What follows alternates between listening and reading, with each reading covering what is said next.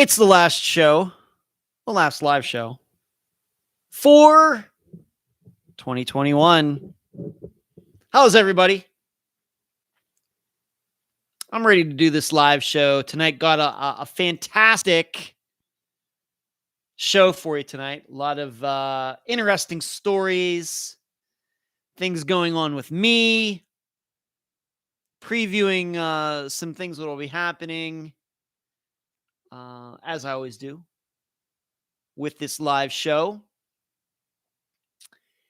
It has been beautiful here in the Clearwater area. Just a spectacular weather the last few days. My sister is down here, and she's in Orlando, and she will be coming over here tomorrow and staying through New Year's over with my brother Brian.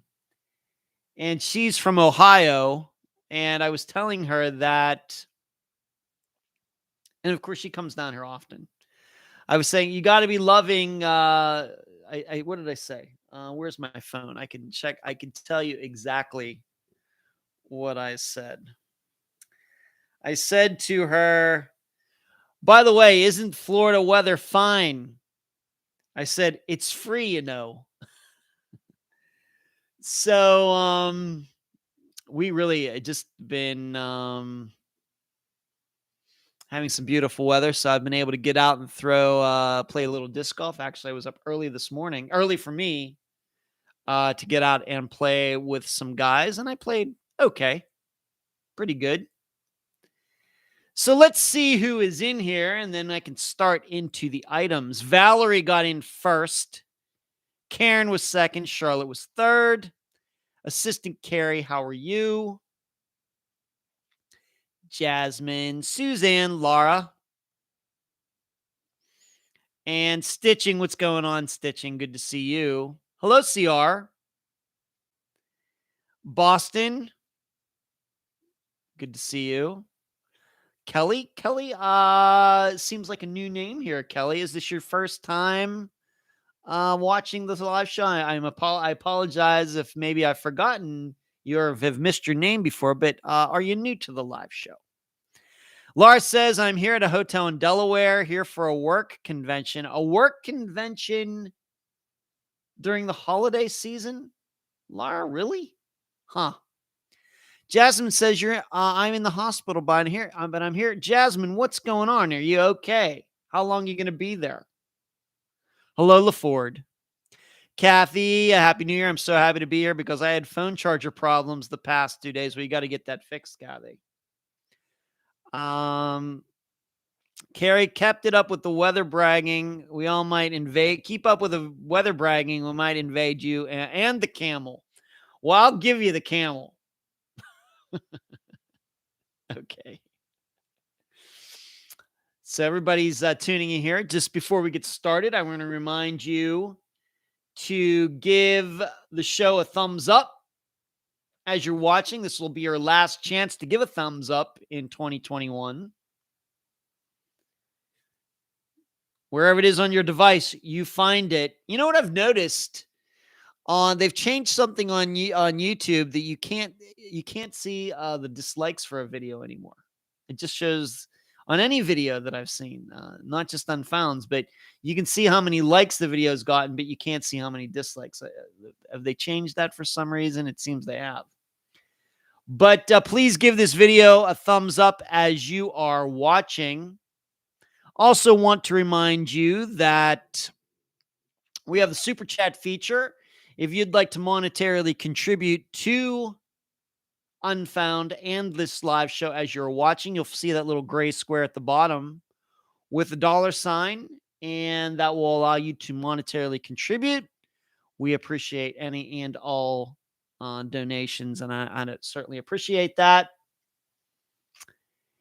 And if you are not yet a subscriber to this channel, just kind of finding it for the first time, whether you are watching it live right here on December 29th of 2021, or you are watching in the year 2172 on YouTube, still, we'll all be long gone by that time, but still, give the video a thumbs up. Subscribe to the channel. Of course, there won't be any new videos, but subscribe to the channel anyway if you're watching 100 years into the future. Boston. Hey, Ed, I'm Stacy. You'll probably remember me from the email I'd sent you about Patrick Reed. Right. Thank you. Yes. Kelly says, no, my first live was last week, and we talked about the price of fuel and the dollar in Australia. Oh, yeah. You're the Aussie, Kelly. Now I remember. I apologize. Of course. From Australia. Well, good day. Jasmine, yes, I'm fine. I'm having surgery later this month, and they're just giving me blood transfusions to boost my blood count as they are kind of low. Wow, Jasmine, that sounds serious. Okay. Well, thank you one and all for joining in the live show. As 2021 ends, it still continues to be a one-of-a-kind show. I do not know of any other true crime podcasters who take time out of their week to speak to their listeners directly doing it weekly. I've been doing it for over 4 years now. I don't understand why other people don't do it. I enjoy it. That's why I continue to do it. I enjoy talking to all of you, seeing what all of you have to say. And it's always interesting for me to continue my agenda, but then there will be like little other conversations going on in the chat, and that's totally fine. That's totally fine. It's good that all of you can talk back and forth and share ideas and experiences and things. That's nice. And there she is. There's the moderator of this show, Charlie Bravo, coming to you from somewhere in the United States. I think she's talked about where she lives. She lives in Texas. Good to see you, Cherie. I hope you're having a nice holiday season with your family. Suzanne says, love the lives. I love the lives too, Suzanne. Boston, I really enjoyed the follow-up thoughts on Ashley. Really thought-provoking. That's what I try to do. I try to be thought-provoking. Thanks, Boston. Shri says, better late than never. You're allowed to be late, Shri. I'm the only person who's not allowed to be late. So let's move on. Intro, like I said, I played a little disc golf today. Played with some friends of mine. Played okay with them, but then I got in not an entire 18 basket round. I think I played like 13 or 14 baskets. There were a lot of people out there today, and I just if there's a group in front of me, I'll just skip it. I'm not going to play through and stand around. I had things to do. I had to get back here. I had a lot of things to do. But after I played the round with the guys, it was like 11:30, and I said, you know what? I'm going to go through again, and I played lights out so well. If I could play like that a week and a half from now in the tournament that's going to be on that same course, that certainly would be something. But I've been playing okay. I've changed my form a little bit, simplified it a little bit, which I think is helping. And got a bunch of course, just a couple weeks ago, I was in a tournament, but I have 3 tournaments in the month of January. I don't play, although there is a tournament locally this coming weekend. I'm not playing in it, but the next weekend, and then the weekend after that, and then the weekend after that, all have tournaments that I will be playing in between. Where are they? One is down at Maximo, and then I'm going down to Estero. And then I forget where the third one is. But got a few tournaments scheduled for January and February. It's a popular time of the year for tournaments to be held because it's not as hot, and it's you can schedule tournaments then because there aren't tournaments being held in other states because all the other states are cold. Whereas it gets hot here, and you don't have too many tournaments that are scheduled, at least around this area, during the summer because it's so dang hot. Maybe in June, but you get into July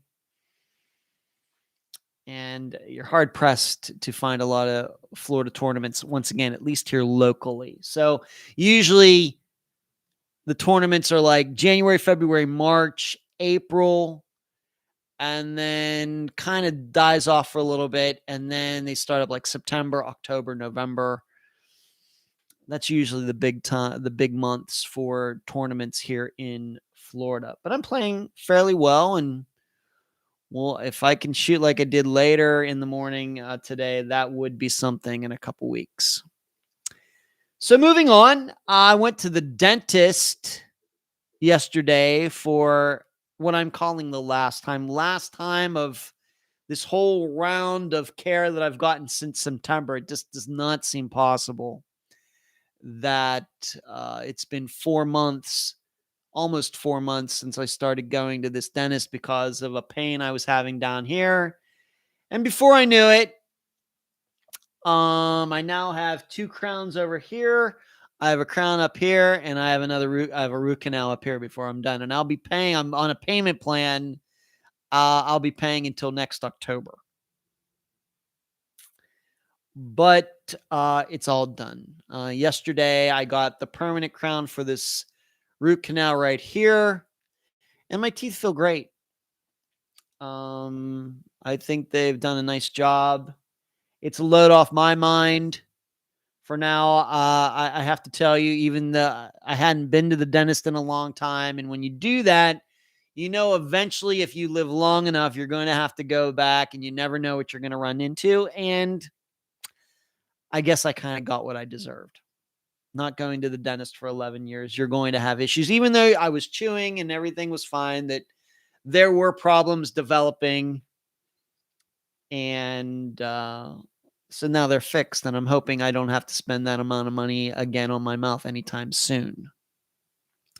Good dentist, friendly guy, nice guy. I think he does good work. And I was actually the way I even found him in the first place is he's the dentist for a guy and his wife who, the guy I disc golf with every Sunday morning, and he had recommended him and went and saw him, and I'm very pleased.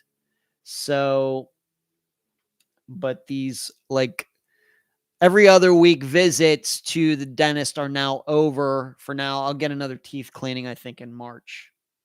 So no more getting shut up with Novocaine or whatever and lying back in the chair for an hour at a time. None of that will be happening again. I hope anytime soon.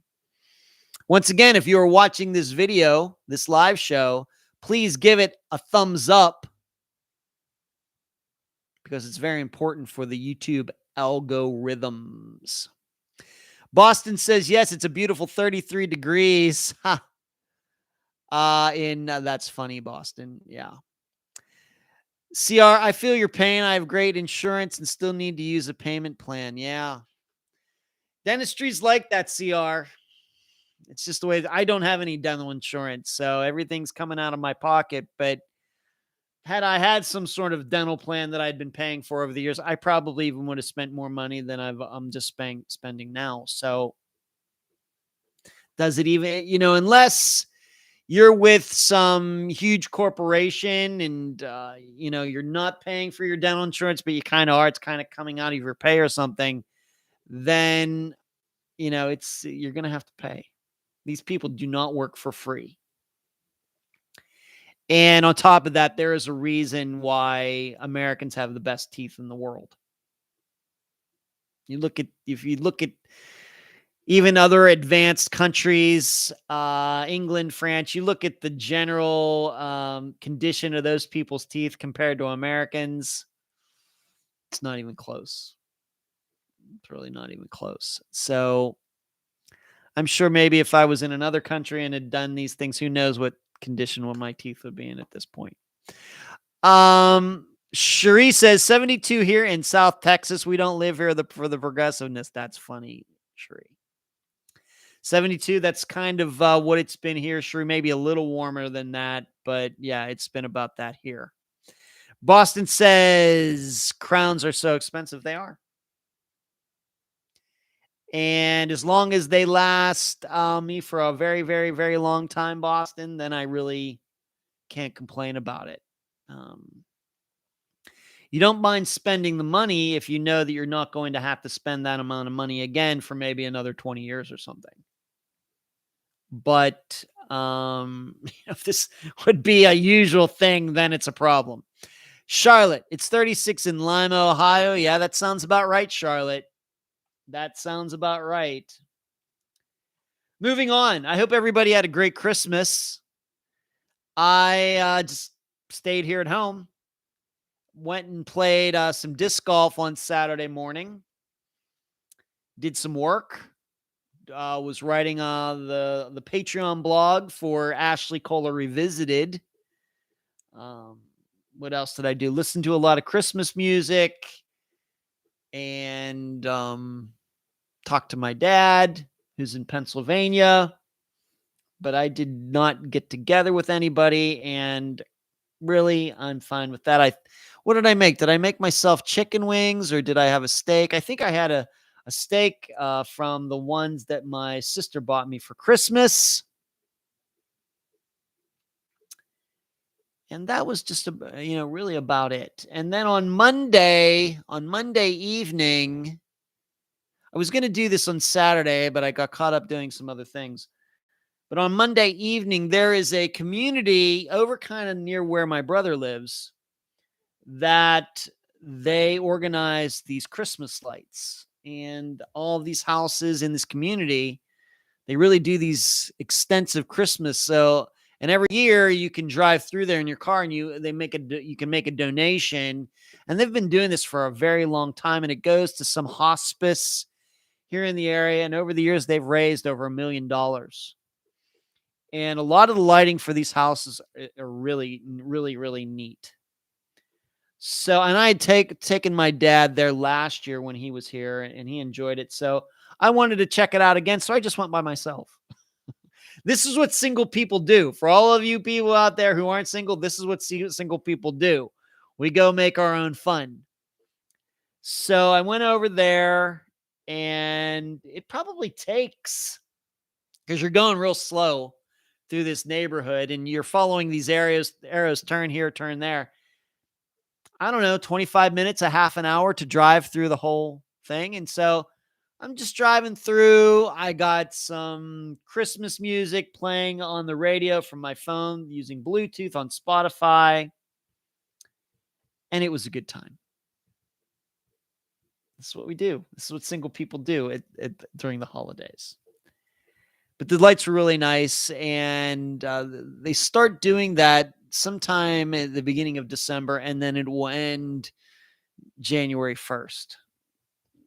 So I'm glad I caught it again this year. What's Cherie says, do you have an air fryer, Ed? You got to get one. I do not have an air fryer, Cherie. I fry things the old-fashioned way with oil. When I do the chicken wings, I just have the pot on the stove, put the oil in there, dump the wings in there, and they fry themselves up the old-fashioned way. That's how I do them. I've never used an air fryer. And I'm going to even be more honest than that. I don't think I've ever even eaten anything that's come out of an air fryer. I don't think. Kathy Shree, my daughter April got an air fryer for her birthday on November 25th. They are great. Interesting. Boston, I use mine every day, Shree. No lights for me. It's cold out there. Okay, Boston. So it's been very busy. A lot of snowbirds down here. You have to remember that I moved to this building in 2019. So I'm sure if I were to think back to Christmas 2019, it was probably very busy, but I really don't remember that. Well, but then last year, of course, because of COVID, not as many people came down here. Well, this year, even though COVID's still going on, and I'm not going to get into all that, but I can tell you, it has been very busy. Here on a Wednesday, I went to play disc golf. I drove back here, and I was getting back here maybe around 1:45.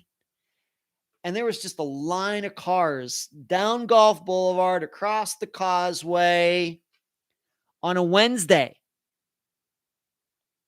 Now, that's something you don't usually only see like during the summer on weekends. So a lot of people have chosen to visit Florida, and anytime they want to go home is fine with me. People ask me, what is your least favorite bird? Ed, if you were to ask me what my least favorite bird is, you know what my least favorite bird is? Snowbird. That's my least favorite bird. So moving on, I've been feeling good. As you know, I talked about maybe a month ago, this thing that went on with my eyes and my mind and everything. If not anything like that. In fact, I have to tell you, for the last 10 days, I've been feeling pretty normal. Whereas for a couple weeks after that, although in general I was fine, when I would go outside, drive around, play disc golf or whatever, I was fine. But in here, looking at a computer screen or scrolling, man, there was something going on. But really, the last 10 days, I've pretty much been back to normal. That's not to say that there still might not be something going on. And I have an appointment to see an ophthalmologist on Monday. So we'll see what he has to say. I already went for an MRI a week and a half ago. I'm guessing, even though it has been the holidays and everything, I'm guessing my doctor got the results and he hasn't called me or anything. So I guess that's good news. But I'm going to go see an ophthalmologist on Monday. It's been 5 years since I had my eyes checked. And really, I think my eyes are fine. I think they focus and everything just fine. There's just something maybe still going on, even though, like I said, I've felt fine for at least the last 10 days. But I'm here to tell you, a couple weeks after that, when I would be, there goes my phone, when I would be looking at a screen, I would get a very slight dull headache, like right here, right in the center of my head. And I haven't had it for a while. Excuse me for a moment. All right, phone dropped. But feel fine. Felt real good out there today. I was playing disc golf with a bunch of guys who are surely way a lot younger than I am. And I more than held my own. In fact, I think myself and one of the other guys had the two best scores. So feel good, sleeping well. So everything is good regarding all of that. Boston says, yuck, traffic. Yeah, we have some traffic here. Sheree says, got one. Okay. The Real says, when I got an air fryer, I went through a phase of only talking about air fryers. It sounds like me when I started cooking chicken wings. The Real, even to this day, I only want to talk about cooking chicken wings the old-fashioned way. Boston, I talk crime cases all the time, and my family is always asking me how can I sleep at night. I've been slacking with eye doctors too, Ed. Yeah, it's one of the things like the dentist. The longer you put it off, the worse the news is going to be, Boston. So, yeah. Thanks, Alan. Yeah. If you're talking about disc golf and going out, Alan, it's fun. If you're talking about air fryers, I guess they're fun too. So those are some of the things that are going on in my personal life. And my dad's in Pennsylvania. He's been hanging out with his friend Dottie. They go out and do things together. I think they're going to her family's get together for New Year's or something. So he has things to do up. He has all his friends up there, which is good. Once again, if you are watching this video, please give it a thumbs up. Please do. I see how many people are in here and I see how many thumbs ups. Some people are slacking on their thumbs up. Please get to that before the end of the video. I would appreciate it.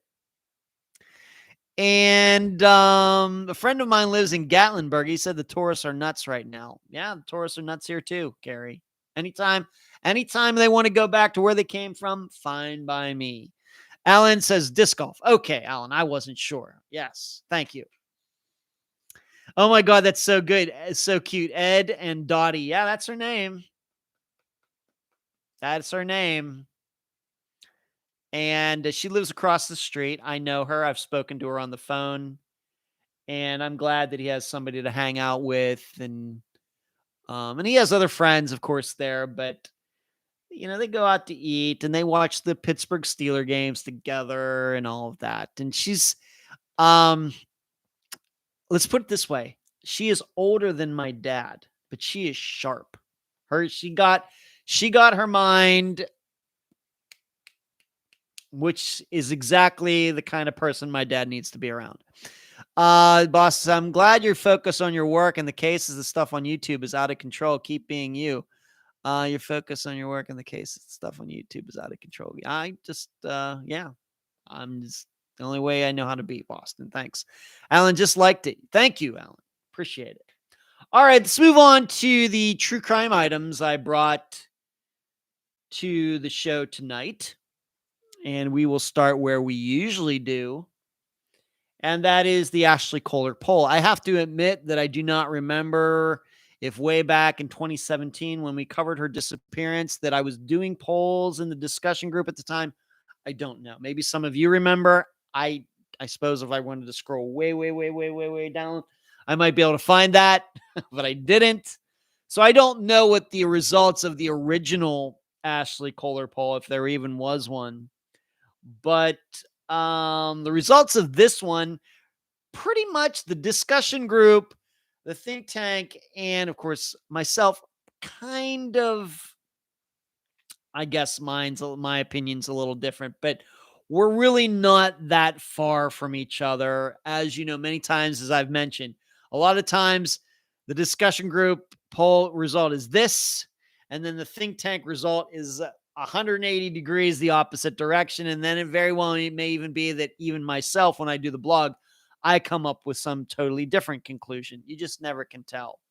But I would say that for the Ashley Kohler poll as to what happened to her, was she murdered? Did she overdose? Did she run away? Something. It's pretty close to agreement. Now, I will admit, though, that this has to be one of the closest polls we ever had. Murder finished first, but an overdose was a very close second, just a couple votes difference between them. The think tank, kind of the same, kind of mixed. And then for me, if you would care to become a Patreon supporter, patreon.com/Unfound Podcast. It would be well worth your money for as low as $2 a month. And the think tank, to get into the think tank, though, you must contribute at least $12 a month. It's worth it. Trust me. You definitely do get a lot more for the higher price. Trust me.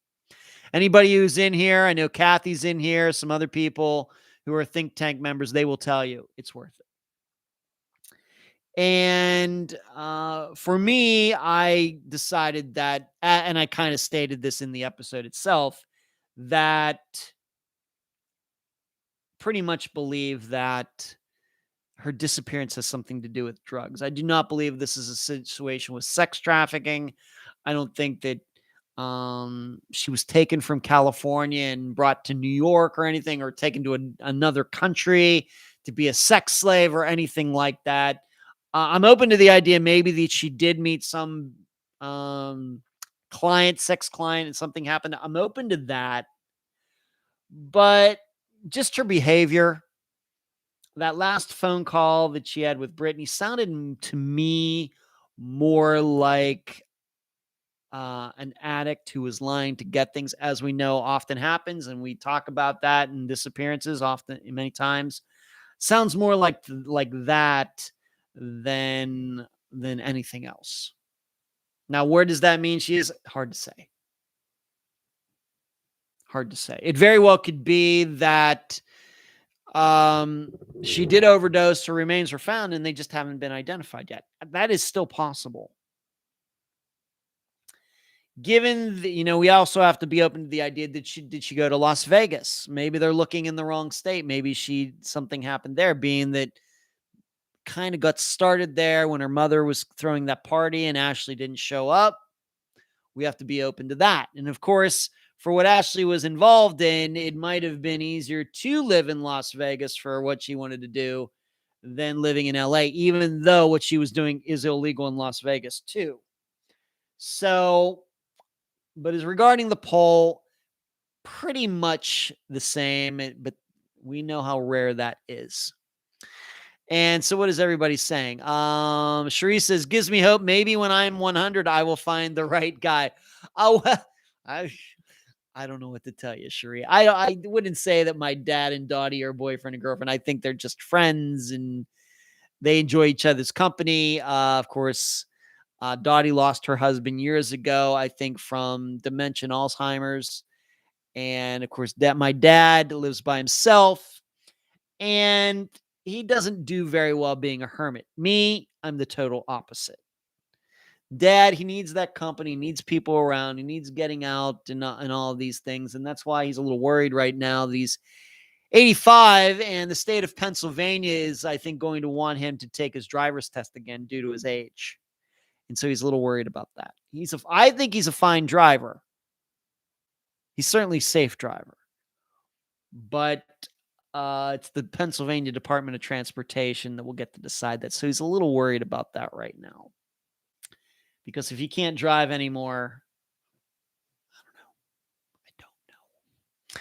So Boston, thank you. You're very generous, Boston. Consider this a bribe. Bring back a good eye report so I don't feel guilted going myself. You putting a little pressure on me, Boston? Is that what you're doing? Putting a little pressure on me?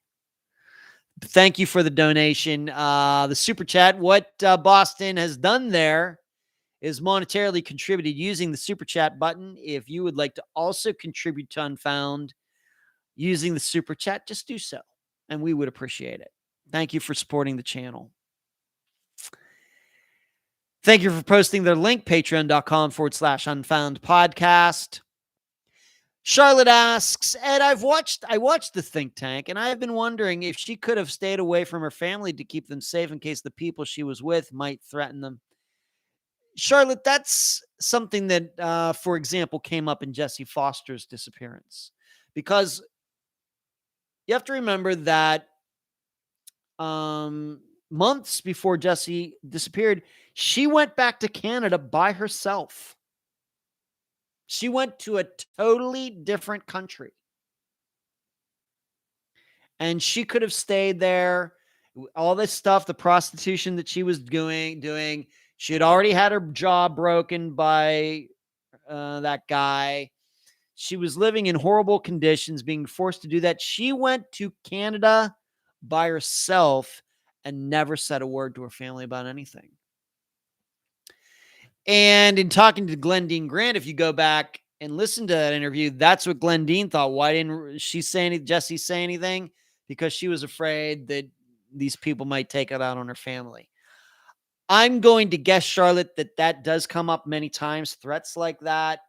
I don't know how many times it's actually there's any follow through, though. So they can threaten, but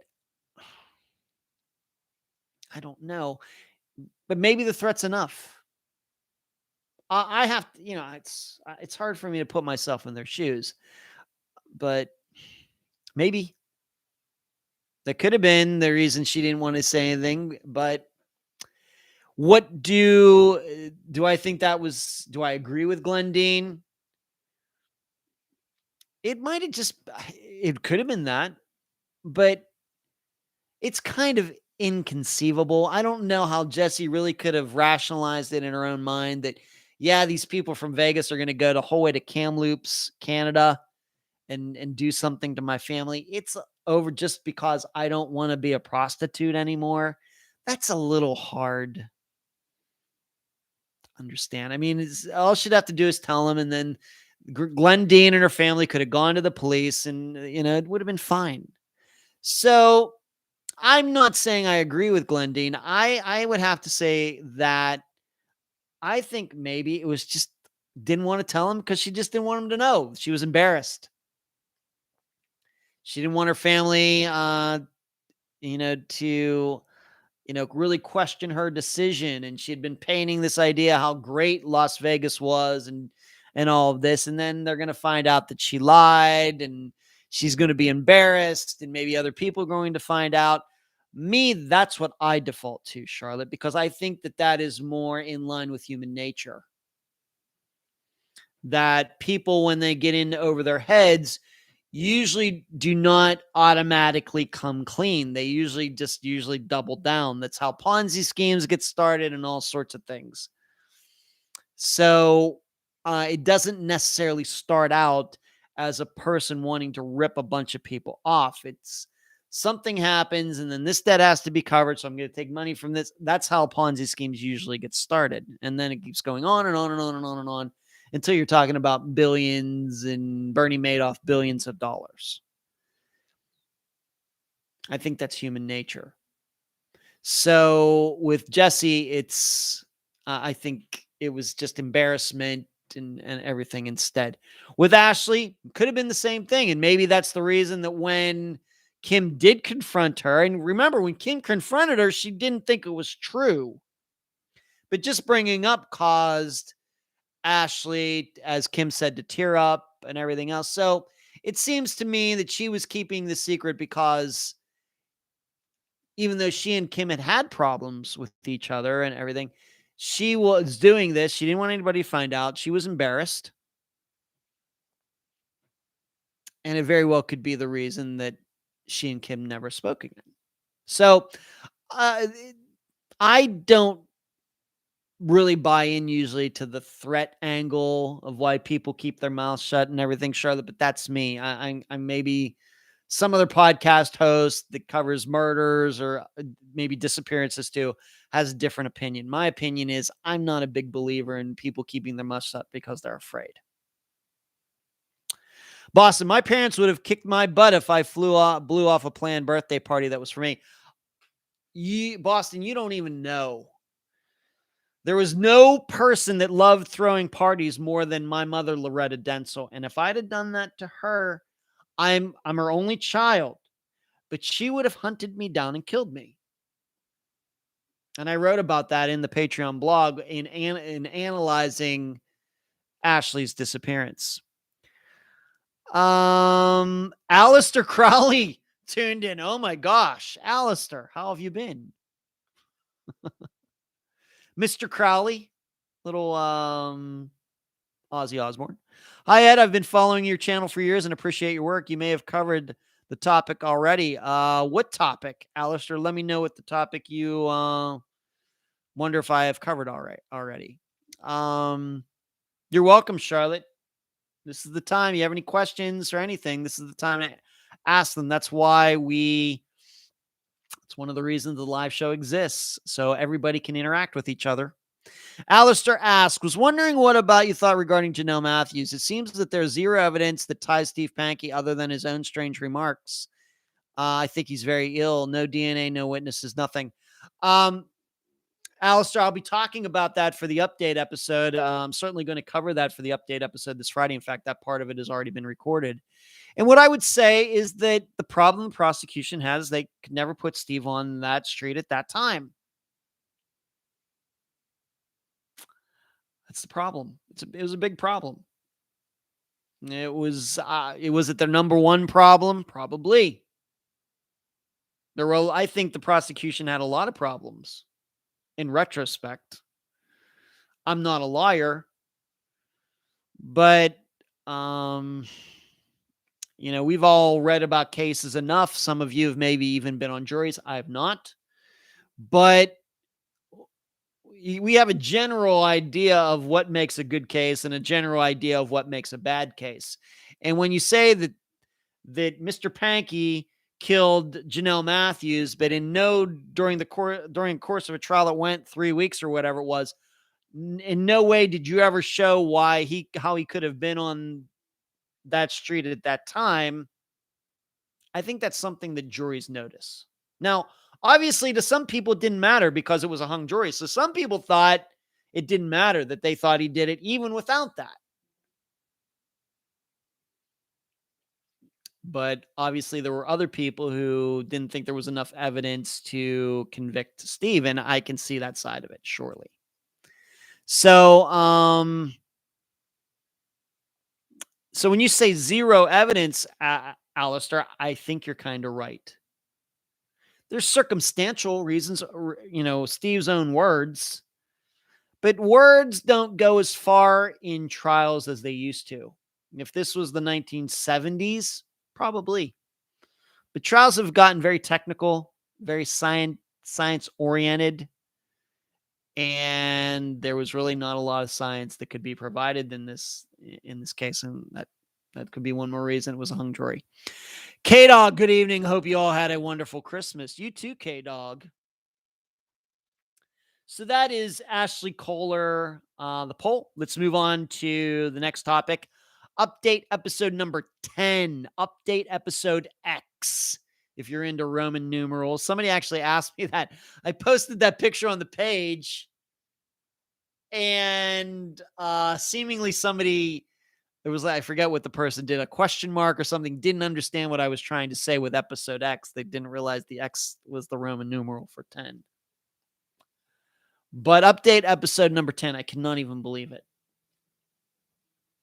I cannot even believe number 10.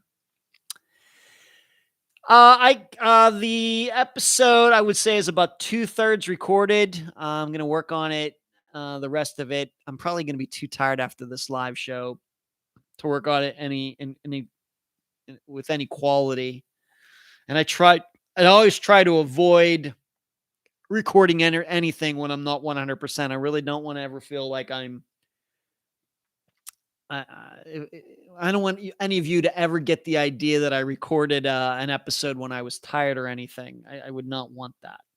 So I'll probably save the rest of it for tomorrow, but not as many updates as usual. I don't know why. But the episode, I think, is still going to be like 2.5 hours or something. But I think the last update episode might have been 3 hours, almost 4 hours. This one will not be that long. I'm glad to say that you will be hearing about some updates in a couple cases that have never been mentioned, I don't think, in update episodes before. So that's nice that we can include those people finally. And of course, at the end, I will read off all of the missing people that we've covered on Unfound since the very first episode way back in September of 2016. As I always end every update episode with that. So let's go through like 235 episodes now. So that list at the end is getting quite long.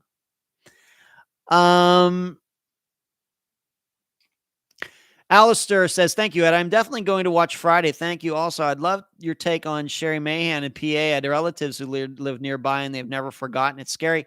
Alistair, I've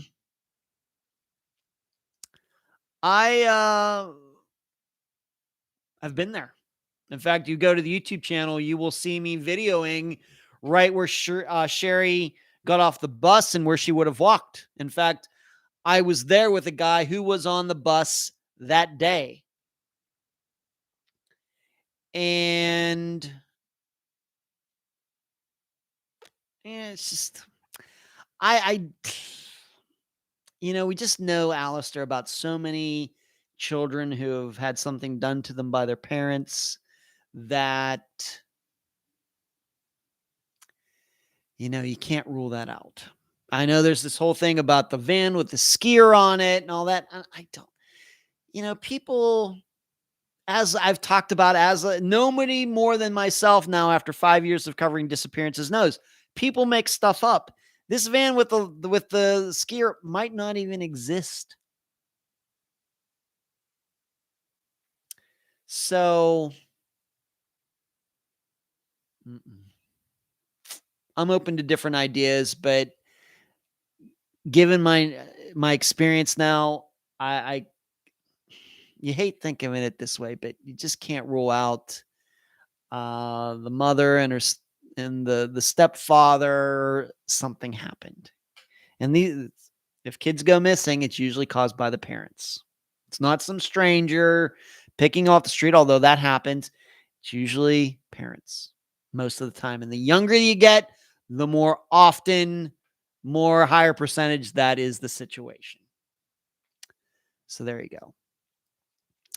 Charlotte says, I listened to the J.L. Hamblin episode a couple days ago. That was such a puzzling and sad case. Yeah, Charlotte. That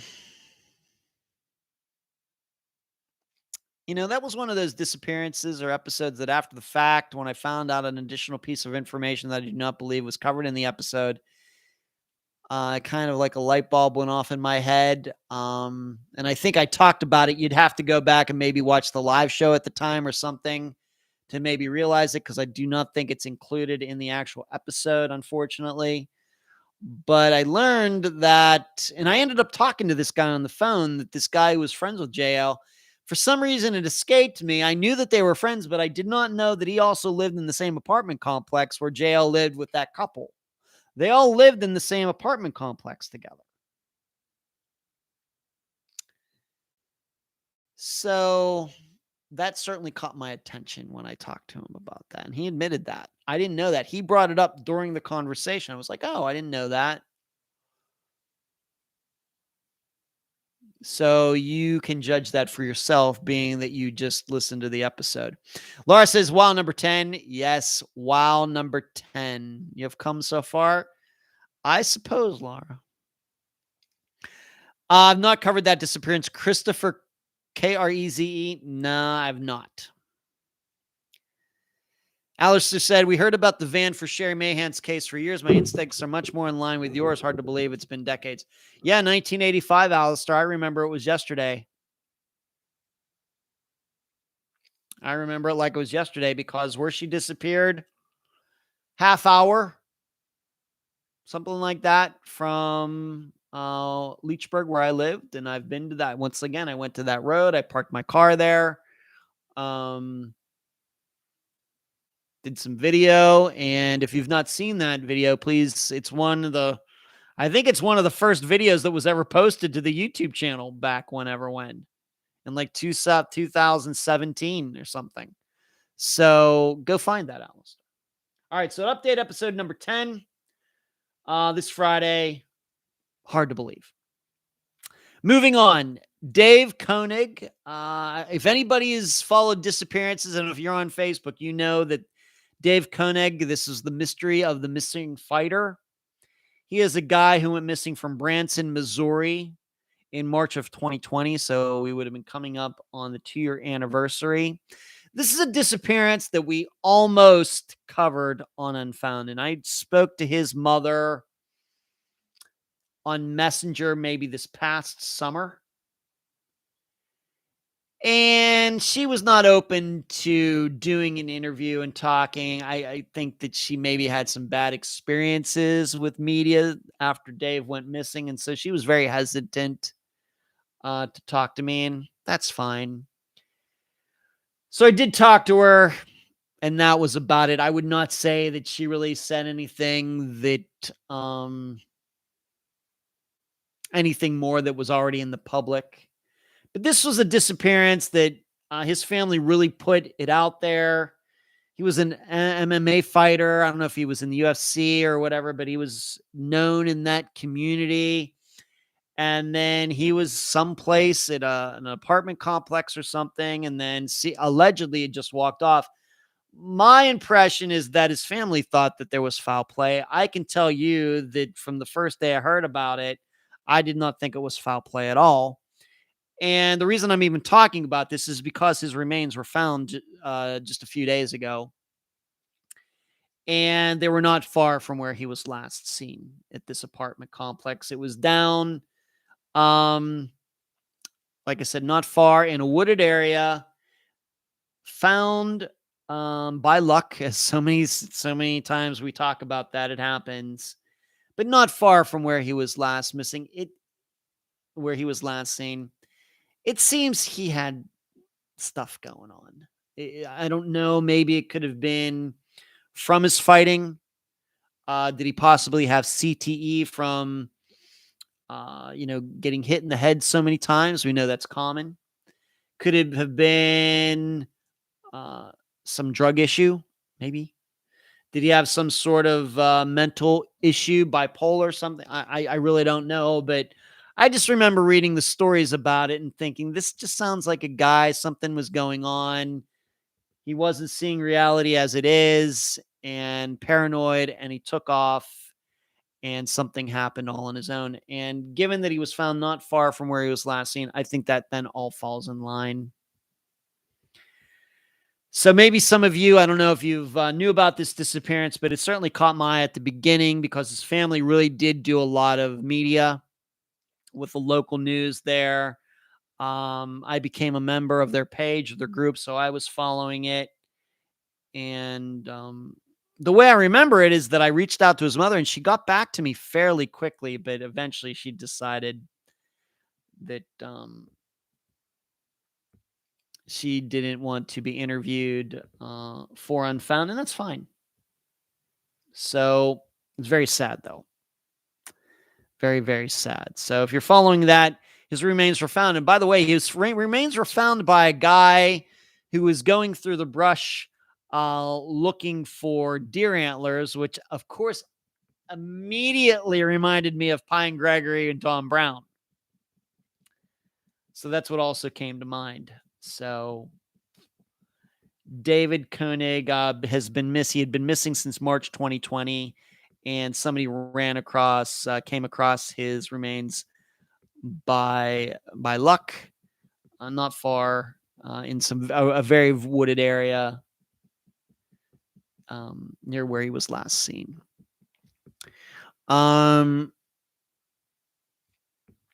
Carrie says it was a long time ago before Angie Arnell. What are you talking about? What was a long time before Angie Arnell, Carrie? Charlotte says, I read about his case today about Dave Koenig's. Yeah.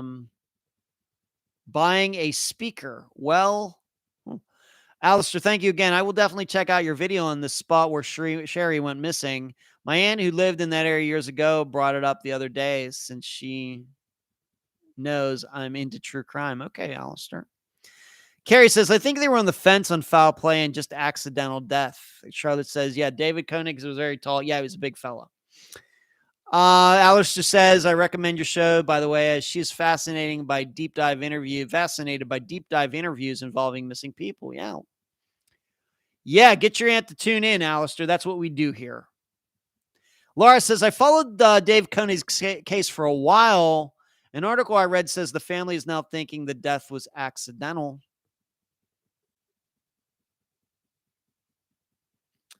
Could be. Maybe just running so fast, hit his head. I guess that's possible. But Laura, my impression when he first went missing is they were really pushing the angle that somebody did something to him. That's the way I remember it.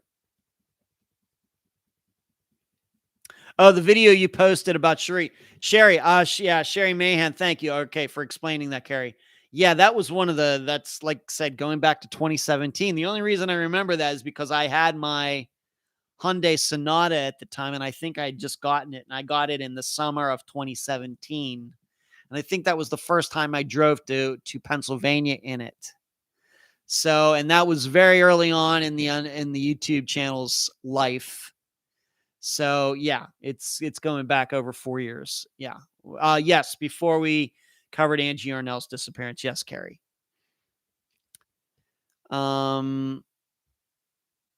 Yeah. Okay. Thank you. The Hopes for Change. Thank you. Been a while since checking into your live feed. I listen every week to your weekly postings. I've learned lots since starting to listen to you over a year ago. Just reheard Rebecca Henderson Polk video since someone covered it, but not well. You're very generous. There's hope for change. I really appreciate you kind of being in the background, I guess, watching. And people are allowed to do that. Some people chat, some people don't. As long as people tune in and enjoy the show, that's what's most important. Thank you. You're very generous. Once again, what their Hopes for Change has done is hit the super chat button and contributed monetarily to Unfound. Thank you so much. Laura says, yes, I remember that too. David's family, they were pretty convinced it was foul play. Yeah. Okay. Charlotte says, David's mom said online that they know he wasn't murdered. Well, maybe they're saying that now. It just, it seems it was a different story back then, Charlotte, and that's fine. People's opinions change. And we all know that it seems to be the knee-jerk reaction for families that they automatically think it was foul play. Moving on, and a few of you had alerted me to this, and including my assistant Cherie, the moderator. Remember last week I told you about remains were found in the Guadalupe River, and people were throwing out the idea that this could be Jason Landry. Disappearance we covered on an Unfound now at the beginning of this year. Of course, he is still missing. It was not Jason Landry. I gave my reasons last week for why I thought it was probably not Jason. A lot of different reasons. But we now know who the remains were of, and his name is Benjamin Loera, Loera, Loera. 16-year-old missing since October, and he was murdered. And it's a very sad story that it seems 3 other young people who knew him for some reason murdered him.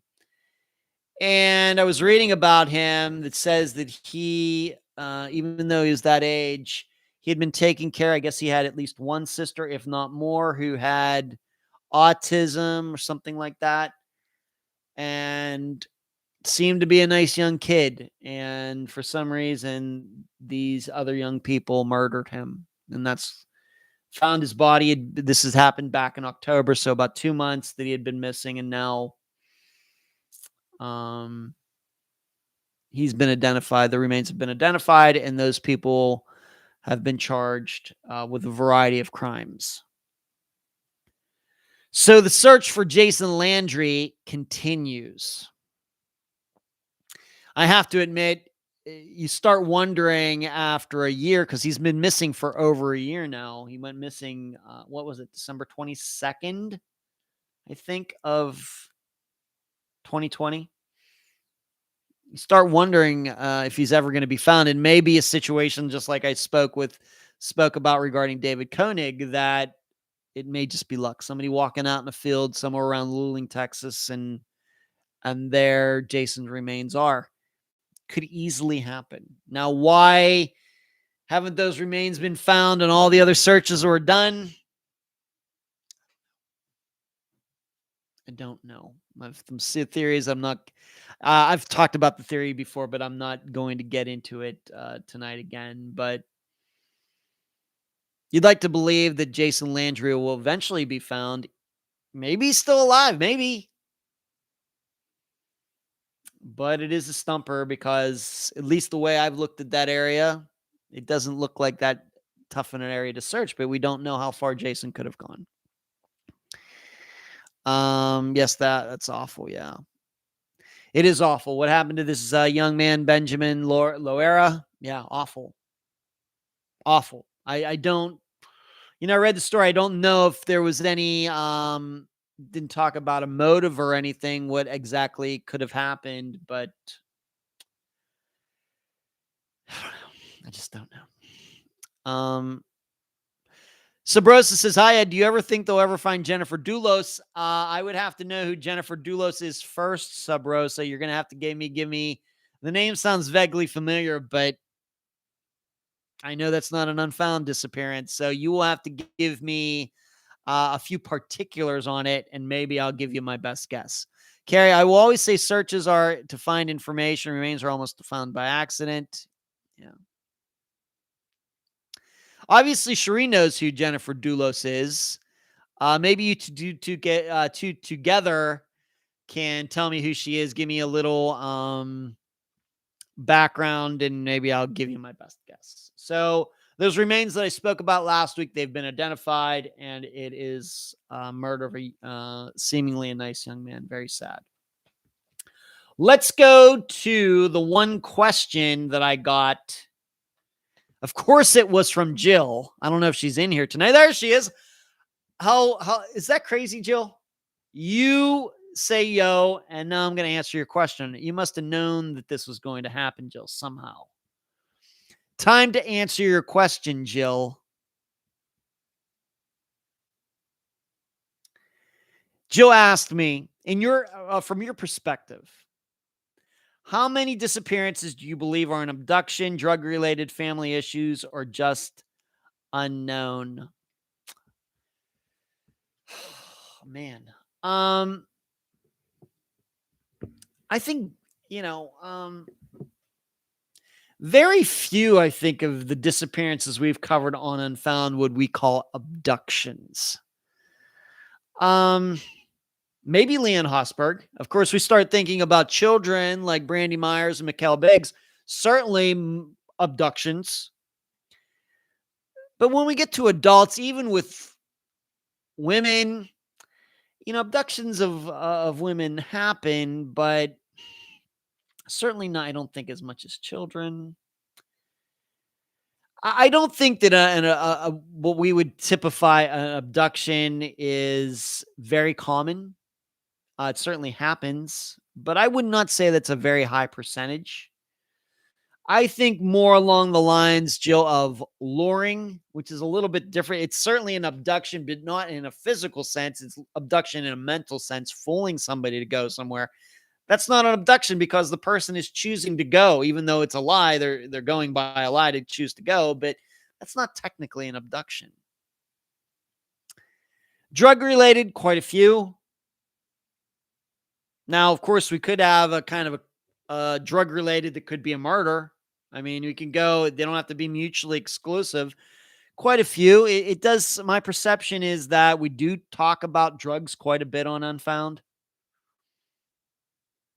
So, but you could certainly have, it's the reason that when I have done these presentations, I say drugs are a factor.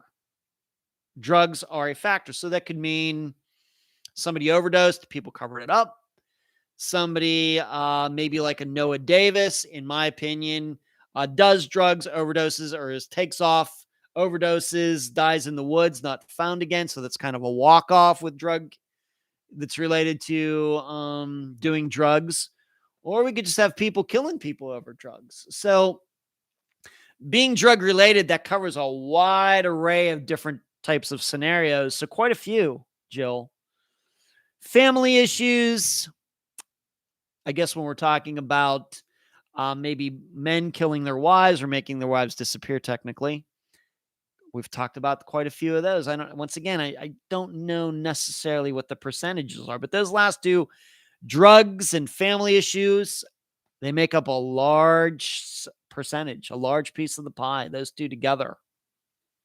And then we have those ones that are just unknown, like Jason Jolkowski, like Regina Marie Boss. Don't know. There's just could be anything.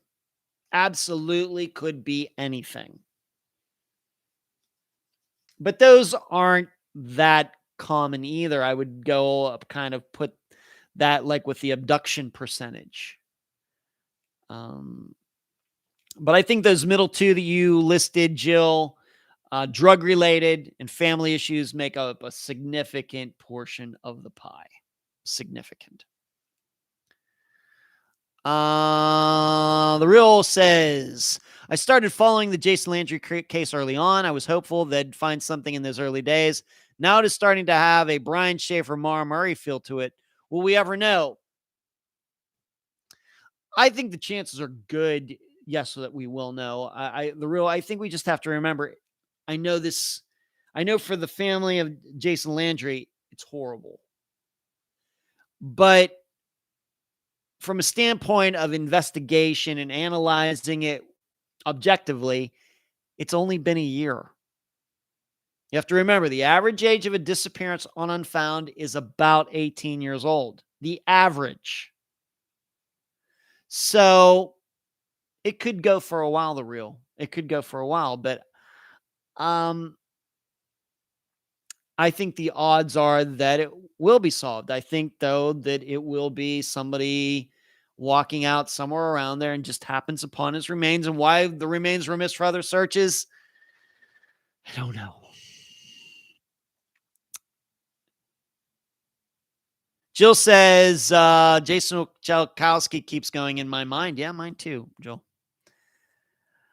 Boston says, I feel like Ashley could be out there. Ashley Kohler living or working. Man, Boston, doing what she was doing for 12 years and still being alive. I guess it's possible. I guess that's what Belinda Blainer did. She did that for 15 years in Arnold, Pennsylvania. So I guess it's possible. But I don't know how much, I'd ever money I want to put on that as far as a bet goes. Subros, Jennifer's ex-husband, Fotis Doulos, committed suicide, and his girlfriend and his lawyer were arrested in relation to her disappearance. I do kind of remember this now. Right, and there was like video of them with trash bags or something, Subros. It's all kind of coming back to me. And the original question, will it be... Let me see here what the original question was. Will it be solved? Will she be found? I know Cherie says that she will. Sabrosa, do you think they'll ever find Jennifer Doulos? Well, given the Sabrosa that this certainly seemed to be planned, that certainly would lower the percentages of her being found. Because then there was some sort of organized effort to do it, and people don't want to get caught. Now, granted, they did get caught, but I would have to say the odds are fairly low, unless one of them just decides to spill the beans finally. Charlotte, yes, Jason's case was so peculiar. Charlotte Boston, I think maybe Ashley is alive, but it's just so hard to tell. Jill, I don't know why Jokalski keeps popping in my head more and more. I don't know, Jill. Laura, you're so caring, and I love your work. I think Brian Schaefer in Ohio met with foul play or robbery gone bad. Just can't. I have to say, Laura, I don't lean in that direction, but that's fine. And majority, I feel like Ashley wanted out of her family life for good. Maybe Boston, but that could mean, unfortunately, a lot of different things. Charlotte says, I think Brian Schaefer did meet with foul play. Jill, thank you. You are very generous, Jill. You've made a lot of contributions to this show. I know that we've talked several times, a couple times on the phone and then through Messenger with your insight from a counselor angle, psychology angle, and I've always enjoyed those conversations and your insight. So I appreciate it. And thank you. You're very generous. Thanks. Boston says Jennifer is a somewhat newer case. Yeah, now that I remember, it's a couple years old, I guess. Yeah. Okay, so that's my answer, Jill. Drug-related and family issues certainly make a large piece of the disappearance pie. Certainly. Moving on. We're going to go to Zanesville, Ohio, and this is why Barbara Frame finally is going to get mentioned in an update episode. I mentioned last week that some remains, I think it came out maybe on the same day as the live show last week, that there was a demolition being done to a house a couple miles from where Barbara lived at the time in Zanesville, and remains were found, and an arrow was inside the body. So there have been no updates since then. The question is, how old could the remains be? We'd start thinking about remains with an arrow in the body. I mean, really, could this be something going back to like the French Indian Wars or something? I don't even know where those took place. Did they happen in Ohio? I don't know. It seems a little inconceivable, but you never know. Remember with Mara Murray from several months ago, those remains were found, and people were thinking, hey, Mara Murray is finally found. And then it turns out the remains were from some person who lived 200 years ago or something.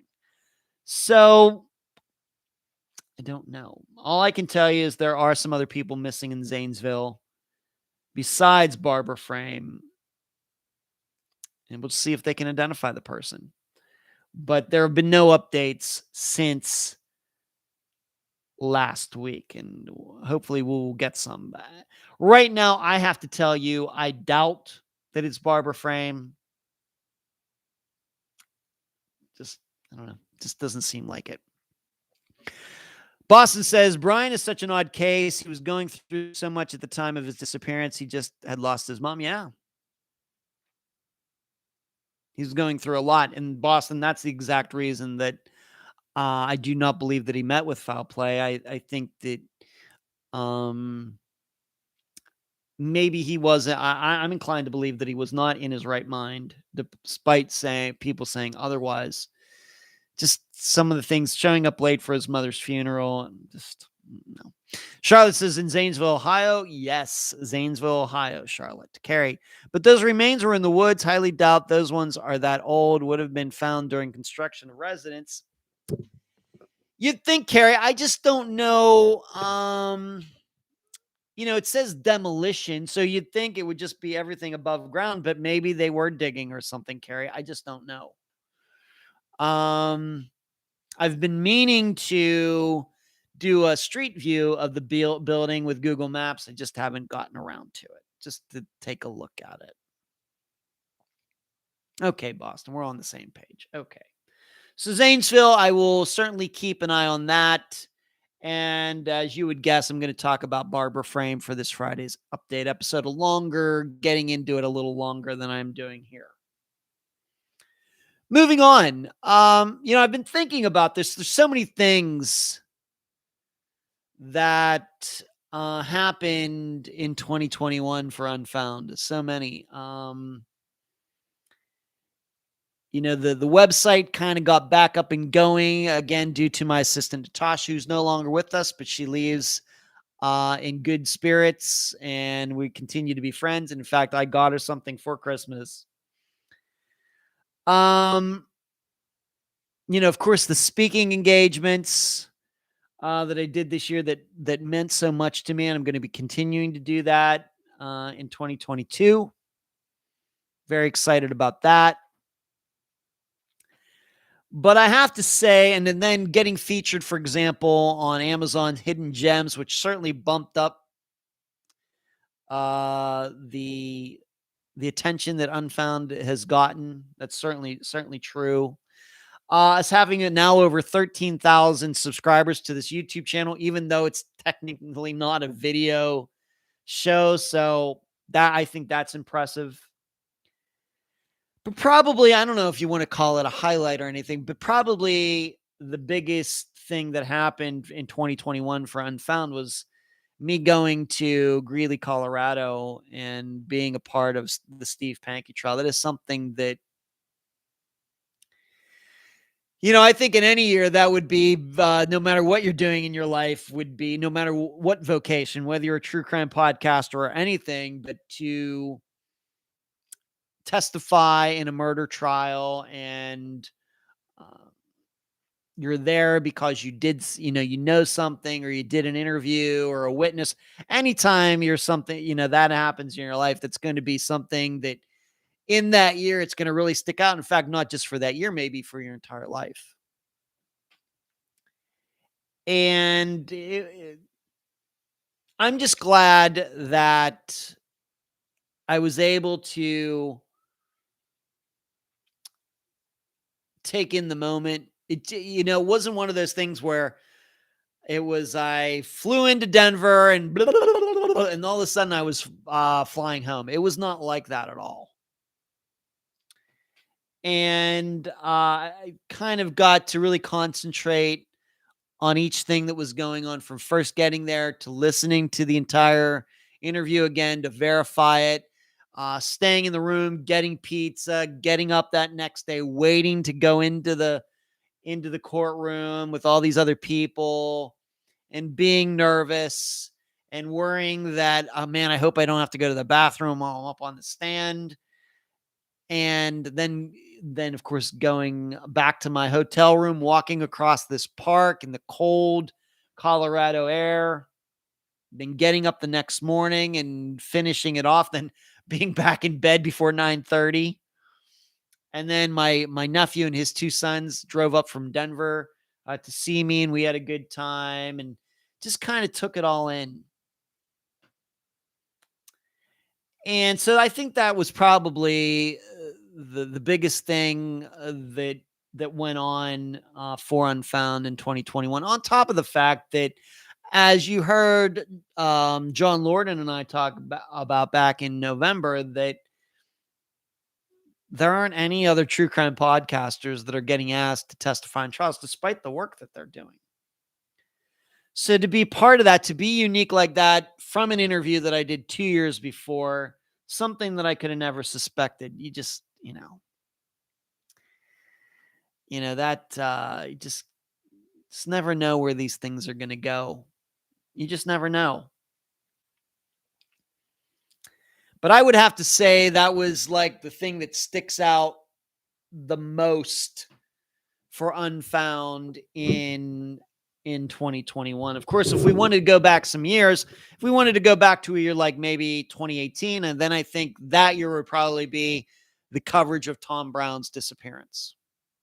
In 2019, it would probably be me going to Amarillo and taking part in that meetup that was there, and then going over there, going with Penny and going to these different locations. That was probably what it was in 2019.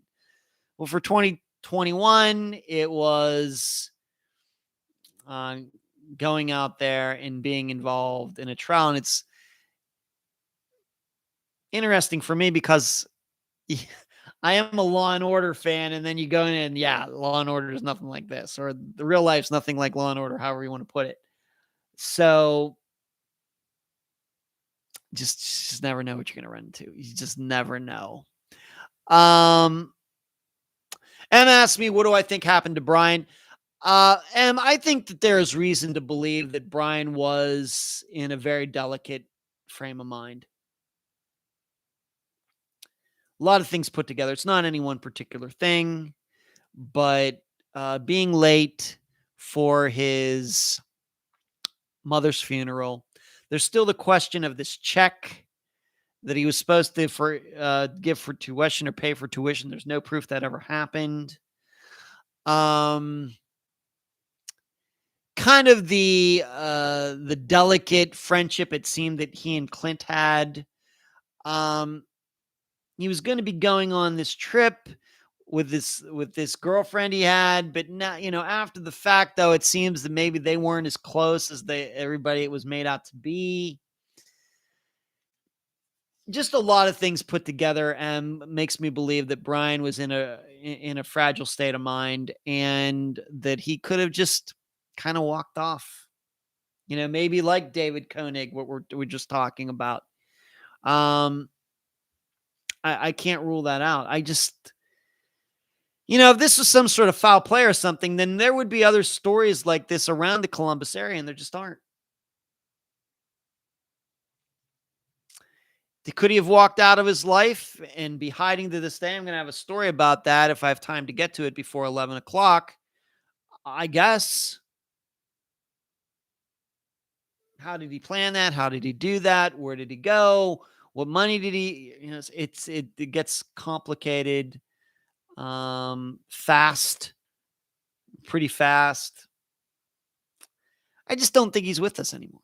Could be totally wrong, and I'm not even sure, that him not being seen leaving the Ugly Tuna has anything to do with his disappearance. I've voiced my opinion on that to say that we're basing that on one person watching a video that nobody else has ever had a chance to watch. And because of that, I think it's very dangerous to form any opinions because of that. As I've said, I've talked to Kelly Bruce about this, I think the Columbus Police Department still has all the video from that night. Why don't they just release all of it? Set up a website, put the video there and just allow the public to watch, because we know what happened. Of course, I did that video from a month ago. We know what happens when the video that's not cropped or zoomed in or anything. We see what happens. People see more things, and it could mean something. So I just happen to believe that Brian was not in as good a mental state as maybe people thought he was. Boston, what about the show that used your clip? Oh yeah, 48 hours. Yeah. Notice I left out the name of the show. Well, I'll say it. Yeah, that was 48 hours. And as I've said, 48 hours, don't do that again.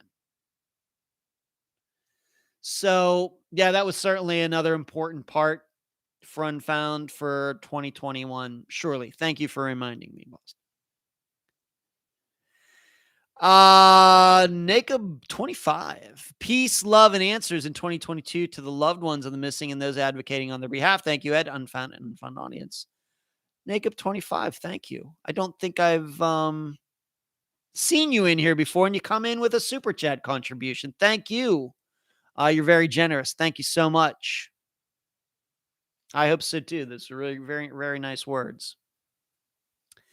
Boston says the bathroom. I'm telling you, I was really worried about that when I was in Colorado for the trial. You don't even know that when it turned out that I was going to be going on the stand, I went like, I kind of had a feeling it was going to be very soon.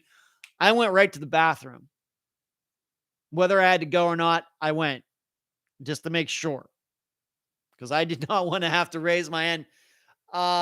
Your Honor, can we take a break? I didn't want to do that. Hello, Brittany. Good to see you. Kathy says, Boston, I agree 100% with you about Brian. This was my first opinion when I first read about the case about 18 months ago, and my thoughts haven't changed. Sheree says, don't forget Unfound is featured on Dateline, or maybe I should say mentioned, right? I think that's what she was saying. Or was it 48 hours, Sheree?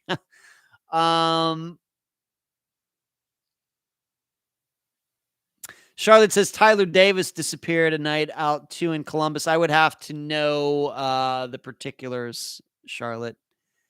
Charlotte says Tyler disappeared February 24th, though, very recently in Columbus. So all right, very, very recently. Okay. Boston says my bathroom comment made her laugh. Well, that's why I'm here. At least the live show, as you know, everybody knows, this is a little more laid back than the episodes where we don't do a lot of joking around. Live shows something different. Moving on. Unfound Now. Yeah, we're going to have one. It's going to come out on Friday. I don't have the complete script done or anything else. I got a lot to do between now and Friday, I'm here to tell you. But there will be an Unfound Now that will come out on New Year's Eve. In fact, you'll be getting on the Unfound Now and the update episode on the same day. We're all about content here at Unfound. And being that all of you took time out of your Wednesday night during the holidays to watch this, I'm going to tell you the disappearance that I'll be talking about for this Unfound Now, even though I haven't even recorded it yet. I will be covering the disappearance of Heidi Plank. Yes, that woman who went missing in LA. Not because it's gotten nationwide attention. I'm going to talk about it because there are things that we can learn. There's a lot of different facets to that disappearance, and I'm not going to go to conspiracy land with all the mortgage stuff and everything. You know me. I keep it somewhat modest. But I think there are things we can learn just about disappearances in general, about missing people in general, by looking at Heidi's disappearance, what was going on, and the dog, the video, the car, her leaving at halftime, the behavior that she had shown before. We're going to talk about all of that. Unfound Now, Heidi Plank. That will come out sometime Friday. Pretty sure. Because we're due. That's a show I do here on YouTube once a month. I enjoy doing it. It's an educational show. And I think I even told my assistant Cherie, the moderator, of course. I told Cherie that I was going to think about doing that.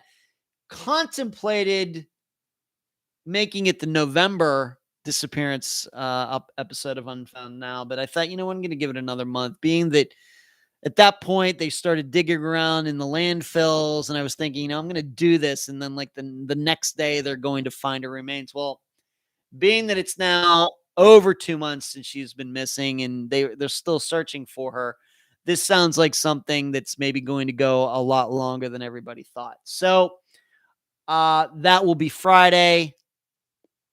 How long is the video going to be? I don't know. I haven't even finished writing all of it yet.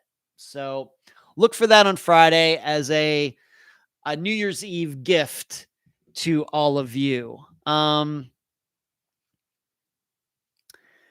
Charlotte, he was out with his wife and his best friend. Yes, that's the guy. They were at a hotel and they went walking away, and he said he was going to come back to the room and never did, but the friend did come back to the room, something like that. Charlotte, that's all ringing a bell now. It's weird how, I don't remember the name, but somebody says, yeah, they was out with his wife and a best friend. And for some reason, that's what causes me to remember that. I don't know why that is, but yeah. Boston says, as said before, I thoroughly enjoy the way the podcast is laid out. It's perfect, very detailed. Boston, I love compliments. The real on our Thursday lunchtime for some of us. Yeah. Oh, okay. I got you. The real. Okay, I got you. That's why you're watching now. It's Thursday where you are. Got it. Boston says changing up the game. Yes. You went to Grove City. I grew up in Slippery Rock. I know Slippery Rock very well. Been there many times. My father lives in Renfrew. He went to Slippery Rock University when it was still just Slippery Rock College. His mother, my grandmother, went to Slippery Rock when it was called Slippery Rock Teachers College or whatever it was called in like the 1920s or whatever. But yes, I did go to Grove City. Yeah, but I have to admit, in my college days at Grove City, I spent a lot of time over on the Slippery Rock campus. Friends of mine at Grove City knew people over there, so we would go over there sometimes on the weekends. But I've seen many football games there. I'm at Slippery Rock University. I have played the disc golf course there on the campus many times. And being that you live in Slippery Rock, I've even eaten at Bob's Subs too. I know where Bob's Subs are. And my dad and I were there in August when I went up to see my dad. We went to Slippery Rock and ate there. So yeah, I know Slippery Rock really, really, really, really, really, really, really well. Charlotte, Ed, one of my granddaughters lives in Cheswick. Been to Cheswick many times. Cheswick used to have a very popular cinema called the Cheswick Quads. That was the big deal when theaters were going to more than one screen in a building. It was Cheswick Quads. They have 4 screens. Oh my gosh. It was like the big deal back in like the 80s. And Cheswick also has a roller rink. I remember Charlotte, right? Been through there a few times for sure. Slippery Rock Normal School. Thank you, Em. There you go. Yeah. Okay. I know that town. Moving on. This is something that I've kind of kept on the down low. And the reason I'm bringing it up is because somebody posted something about it in the discussion group on Facebook and didn't even know that it could be connected to Unfound, but it is.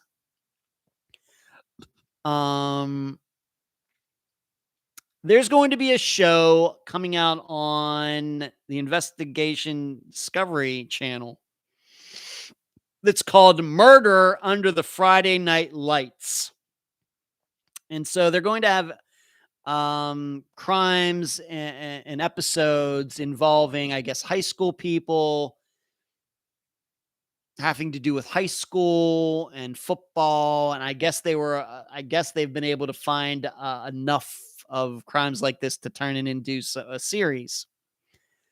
Well, as you can already guess, when I just tell you that they have made Tom Brown's death an episode, and it's going to be coming out in January, on January 11th.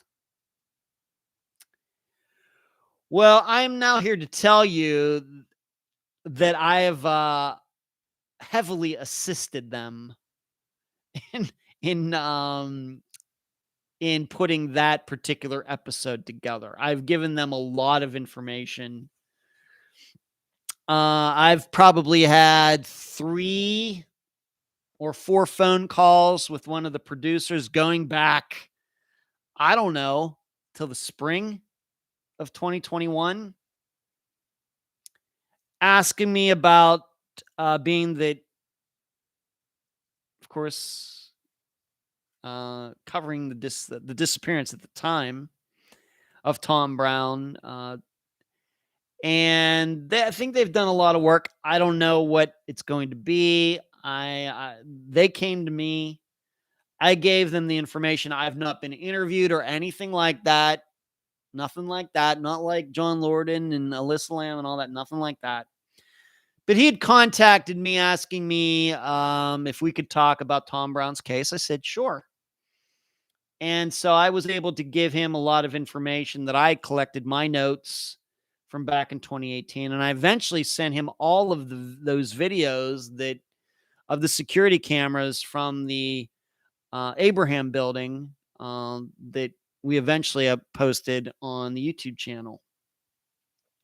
Well, that episode of Murder Under the Friday Night Lights, now, I made it clear to him that I'm not leaning toward any particular theory, but that's the name of the show. But I don't want you to think I think Tom was murdered. Maybe, who knows? But that episode's going to be coming out on January 11th. I don't know if Unfound's going to get mentioned. I don't know if my name's going to get mentioned. I don't know. But certainly behind the scenes, a lot of the information that will be shown was provided by myself. Just haven't had a chance to talk about it until now. So, all right. So those are some of the streets there. Normal School, West Water Street, Love Street. Yeah. Charlotte, she just got married a few weeks ago. She loves Cheswick. Well, I'm glad she loves Cheswick. Charlotte, I got to be honest. I was more than ready to move away from that area in 1998, but a lot of people love it. I live in Olympia, Washington since 91. Okay. Charlotte says, that is so good. Lisa says, hey, there's Lisa. I see you, Lisa. I just saw Lisa a couple days ago. Or was it yesterday? Yeah, it was yesterday. Thanks, Lisa. Charlotte, yeah. Sabrosa, well, I hope you'll be credited. Sabrosa, I'm really not going to worry about that too much. There was no agreement between, I didn't have to sign anything. There's no agreement. They don't have to mention me. They needed help. I was more than happy to provide it. And because more than anything, I want the correct information to be out there. And knowing what we all know about, and I realize all of us have different opinions on what could have happened to Tom, but I think there's a lot of agreement that Phil Klein and others don't know what they're doing. And so when they came to me, I wanted to make sure if they were going to do this the right way, that they were not going to take Phil Klein and those people seriously. And the only way I could do that was provide my own information, talk to them about it, and make them understand, maybe being that they're just jumping into it in 2021, whereas I've been involved since 2018, just for them to know the landscape before they just start taking everybody at their word. So I'm hoping it's good, but you never know.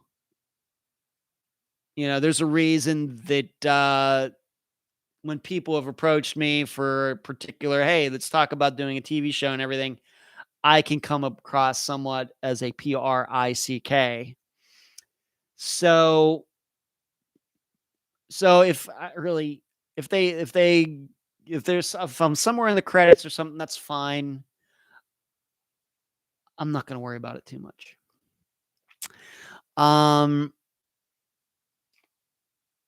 Yeah, Carrie says he even kept that from his assistants. I did, Carrie. I did. Yeah, Lisa, everybody should know, if you're seeing Lisa K there in the chat, she is the sister of Chip Campbell. In fact, she was my guest for Chip's episode going way back to 2017. I've become very good friends with Lisa and her husband, Lutchman, who live in the Tampa area. And we actually got together for lunch yesterday down at a place called Foxy's in Treasure Island.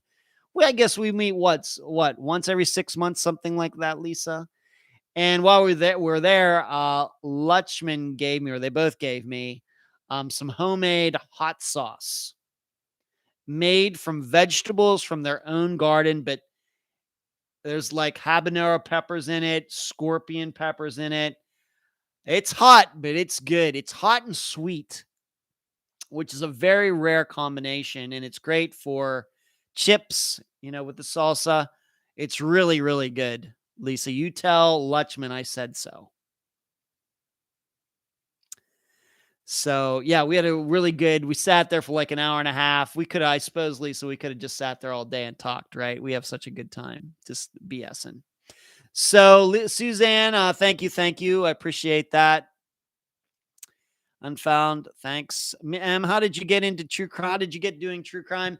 Em, I really don't have time to get into that right now. I think if you were to go back and listen to the first Q&A episode that came out, and I think maybe 2018, I talk about that. Just really don't have time to get into it now. We only have like 20 some minutes left, and there's some other things I want to cover. Lunch was great. It was Caribbean style. It's fantastic hot sauce. In fact, Lisa, you tell Lutchman if he wants to go into the salsa business, I'd like to get in on the ground floor. Moving on, just a couple things that I want to talk about in the news. Something that's maybe been forgotten, but we just passed the 25th anniversary of the murder of JonBenet Ramsey. And I have to admit, this is not her murder. Her death is not something that I've really ever gotten into, even though I've been interested in a lot of different true crime topics over the years. Primarily, of course, disappearances going way, way, way, way back. Really, I knew about it, knew it was going on. I know that, of course, the parents were suspected. I know a few years ago, some things came out. Could JonBenet's brother have done something to her? It's a little hard to imagine that somebody broke into their house and did this to her without anybody else knowing. And there was that ransom note that was written, and the amount of it just happened to be the same amount of a bonus or something that her father got or something like that. I mean, these are some of the things that just off the top of my head I can name. But I just happened to see, as I was preparing for the live show tonight and putting together the outline that you always see me looking at, to my left, I guess you're right. Or maybe it's your left too. I always get so confused. But, I was thinking about it in the terms of, if this were a disappearance, if it wasn't a murder, say they got up the next day and JonBenet was missing, what would we think? Well, we would have to combine a lot of different points that we think we know about the Ramseys, what we think we know about the location, what we know about also, though, about disappearances, as many we've covered over the last 5+ years. And even though we haven't covered many child disappearances, although we have done a couple recently, like Leanne Hosberg.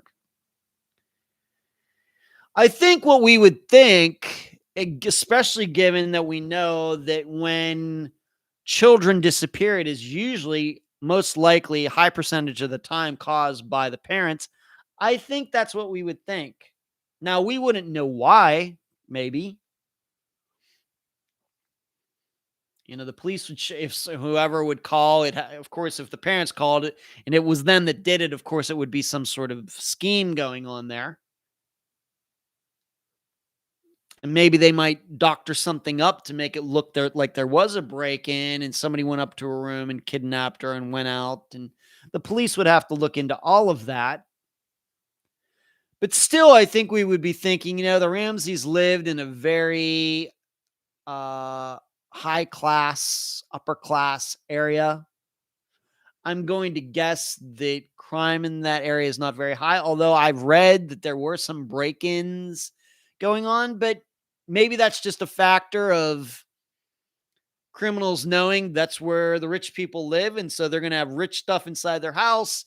And maybe some of these people are snowbirds. Like we have all these people now down in Florida. And so they leave their houses there and they go to Texas or Florida or California. So they're going to be empty. So we could look at it that way. But I still think that we would look at John Benet Ramsey's parents and think they probably did it.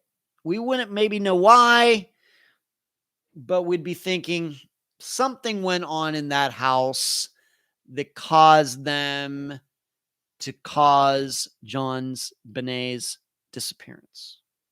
And then you'd be thinking, well, where could they have put her? And then we start thinking about the property. Did they own any other properties?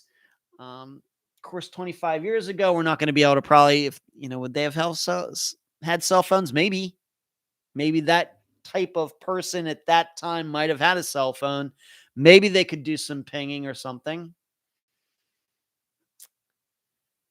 But if this was just a straight out disappearance, I think we would still think that the family had something to do with it. Once again, thinking about what are the odds that somebody breaks into that house and finds her and is able to get out without the parents knowing. It's a little hard to imagine. Not to mention, there have been parents who have tried to pull that off. They've said that, oh yeah, my baby was sleeping 3 a.m. Somebody broke through a window and kidnapped her. And it's usually found that these parents are lying, that the parents abused the child and killed the child, or they were sexually molesting the child, or, these things that, that come up. So I've been thinking about that, and, I continue to believe that the parents did do something to her. Why? I don't know. I don't know. Just hard to say. So let's see what everybody here is thinking. Carrie, Assistant Carrie, thinks, I think it was a total inside job. The Real says it was 2.5 pages, one of the longest ransom notes in history. Thank you for filling that. I just remember that dollar amount. That's really all I remember, The Real. Stitching, Mom did it. Charlotte, I used to think that the family did it, but now I just don't know. Charlotte, might be interesting to hear why you changed your mind. Stitching, well, how about the one in Texas? I think it was not Mom. Sorry, y'all. Charlotte, they all have theorized that her brother Burke did it out of anger because he had hit her in the face with a golf club sometime before that happened.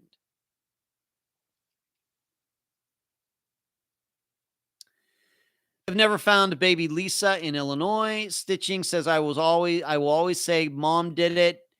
Jill, I think it would have been handled more like Danielle Van Dam.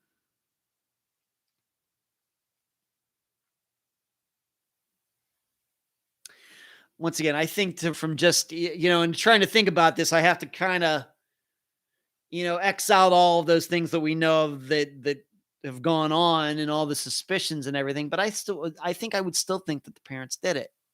This is one of the reasons we rarely cover children going missing on Unfound, because often it is the parents. And so when you look at the kinds of disappearances of young people we've covered on the program, there's very specific kinds where family members can be ruled out, like Nylene Marshall or Mikhail Biggs or Brandy Myers. And being that Alistair earlier asked me about Sherry Mahan, that's one of the reasons probably that I've not covered Sherry Mahan's disappearance, even though I know it well, is because it's hard to figure out who to trust in that disappearance. It's hard. But man, the last 25 years have flown. 25 years ago, December 1996, I was still living in Pennsylvania. I was 26 years old. I was like almost just over half the age I am now. Wow.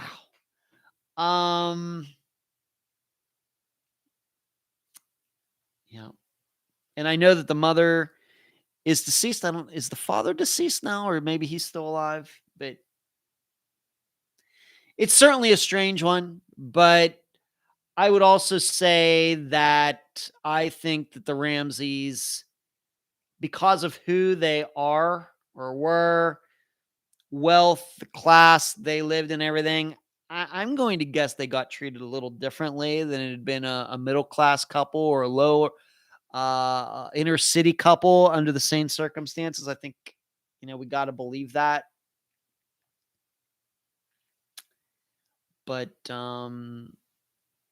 it certainly sticks out. Anybody that has followed true crime and is an adult certainly can, and is like 50 years old or in their 40s, can remember where they were when they heard about JonBenet Ramsey. Alan says, yeah, it's probably the parents. Sherry says, I think it was her brother. So you're going toward Burke. Okay. Justina, parents covering for son. That happens. Charlotte, sure, I think so too, if it was someone in her family. But recently they've talked about the DNA found. Charlotte says the father's still alive. Thank you for letting me know about that. So I just thought I would bring that up. I was, once again, preparing the notes and I just ran across that. Oh, yeah, it's been 25 years. And we have to remember, I think it was on Christmas night, right? Christmas Eve or Christmas night, December 24th, December 25th. I'm wondering if that had something to do with it. Don't know. But I realize you brought up, sure, you bring up the son, or the brother, JonBenet's brother. A few years ago, they were really going after him, and I know he sued some people, sued some media companies regarding his possible involvement. I'm not sure that one will ever get solved. And then on top of everything else, I'm reminded of John Mark Carr, who took credit for a murder, and he wasn't even in the country at the time. Moving on, final piece, final news item before I kind of move on to this Friday's episode. I had posted this story in the group just a few hours ago, and that is this guy, Thomas Randele, Randele. Not his real name. His real name was actually Ted Conrad, and he was from Cleveland, Ohio. And he was a teller at a bank in Cleveland, Ohio. And at about the same time that we were landing on the moon, July of 1969, Ted figured out that he could steal a bunch of money from that bank and get away with it. And so while he was figured it out, he was a teller there, went into the vault, walked out with $215,000. If you're wondering how much the money that would be in 2021 dollars, that's $2.6 million he walked out with. Never to be seen again. And the FBI looked all over for him, up and down and all around, and was never located. Well, and he moved to Boston. He changed his name to Thomas Randall. He became a car salesman, specializing, I think, in Volvos and some other foreign car, and got married under this new name, new identification, new social security number. He successfully evaded everybody who was trying to find him all this time. But then when he was diagnosed with terminal lung cancer, he decided he was going to come clean. And he ended up telling he had children. He told his wife, and he admitted that he was actually Ted Conrad. His Thomas Randall was actually Ted Conrad, who had ripped off that bank, and he successfully got away with it for 50 years, over 50 years. Now, of course, the interesting part is, even though he stole that money, he still filed for bankruptcy in 2014. So whatever he was planning to do with that money, I guess it didn't work out. Now, what was interesting is, of course, he had made many new friends in Boston, and they got to know him, and they said he was like the most straight-laced person they knew. They would have never suspected that was not his real identity. Although they admit in retrospect that this guy was always very vague about his family, where his parents were, did any brother have any brothers or sisters, where he was from. He kind of always talked around that topic, but everybody who knew him to be like the best guy ever. But he was a huge bank robber, and I think at one point he was even on the FBI's top 10 most wanted for this heist. Did it all by himself. So what a story. So, of course, that's important to us in the missing persons community, because it shows that people can do it. People can walk out of their lives and change their identities. Now, my impression is that it's probably easier to do that in 1969 than it is now, given all the electronic controls we have and the way IDs are so hard to make. And it just, our perception is that it'd be a lot harder now, because we are tracked so many ways we don't even realize today. But we know disappearances, of course, still happen, and sometimes those mechanisms don't help us. But I think this does give some type of hope to those people who believe that, you know what, my son or daughter just really did walk off. Their life wasn't going the way they wanted, needed to change it, and so they just decided to walk out of it. I think it's still very rare, but this could give some people hope. Now, the reason for it, I don't know if the guy ever gave a reason for doing so. I mean, who's going to pass up $2.6 million, right? But the way his friends explained it is that Ted was, or Thomas was, he liked adventure, liked the thrills, and loved challenging himself. That's the way they portrayed him in the interviews they did regarding him. So it might have just been that. And he was also a big fan of the movie The Thomas Crown Affair, which had come out the year before in 1968, which was also about a heist. And maybe he just wanted to see if he could do it himself and live that lifestyle. I got to tell you, as interesting as I think it is, you have to believe that this guy lived that entire 50 years looking over his shoulder. You got to believe that. And as much as he seemed like a good guy and calm and cool and collected, you have to wonder that if he wondered every time he went to bed at night and closed his eyes, when he opened them again, there wouldn't be a bunch of cops standing over him. Be a very nervous way to live, especially since he's a criminal. So you might want to check that out. You can Google it.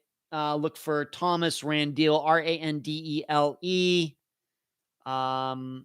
how he ripped off a bank in Cleveland, Ohio, and eventually moved to Boston and successfully changed his ID.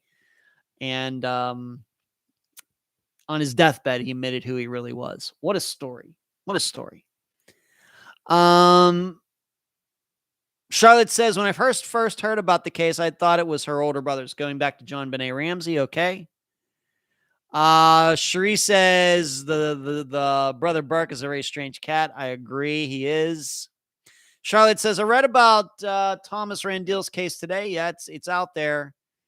Carrie says, straight-laced, but not good with money. It seems so. Marcus, you are very generous. Marcus, not related to the topic, but thought on Pittsburgh Steelers rebuild. You know, Marcus, I really don't follow the Steelers as much as I used to. I'm not as I did watch the game, at least part of it against Kansas City, but really I've not caught many games. Marcus, it's never been the same for me once they got Michael Vick, that dog killer in 2015. It's just never been the same for me. That was just one hurdle that I could not jump in in being a fan. So I've kind of cooled off. I don't know, regarding a rebuild. There are a lot of Tomlin haters. I don't necessarily think it's all his fault, but they have a new line. Just some people haven't panned out the way they thought, and it's just harder to be good over an extended period of time, unless you have Tom Brady, of course. It's just tough. It's a tough biz. So moving on. Friday update, I've already mentioned it. Update episode number 10.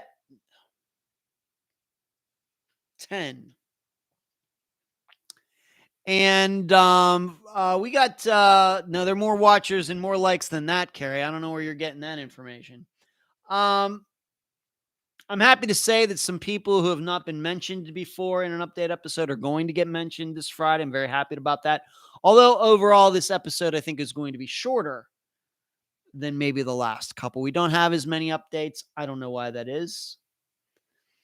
But we'll follow the same format with the beginning explaining what Unfound is, because a lot of people are going to probably be hearing this update episode for the first time. Maybe they've never listened to an update episode before.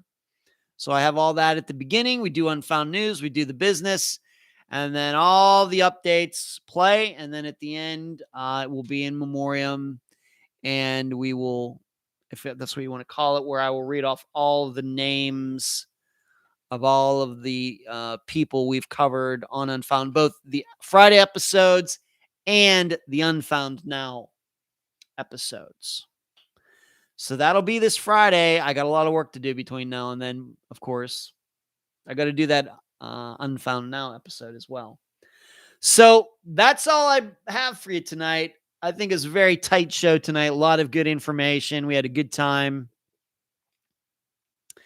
Yeah, Carrie, my YouTube, if fibbing got me, yeah, it's fibbing, Carrie. So we had a nice turnout tonight. I appreciate everybody who makes time on their Wednesday nights or maybe Thursday mornings there in Australia, Kelly. And that's all I have for tonight. Thank you all for tuning in. I hope you all have a very good New Year's Eve into New Year's Day, but don't be stupid. Don't drink and drive. Don't do that stuff. All right, be smart. And sometimes the best time to have is just staying at home. Remember that. And that's all I have. Keep your head on a swivel on New Year's Eve, New Year's Day. Thank you, Cherie. Good night, Lisa. Good seeing you. Thanks for popping in. And that's all I have. That concludes the last live show for 2021. Good night.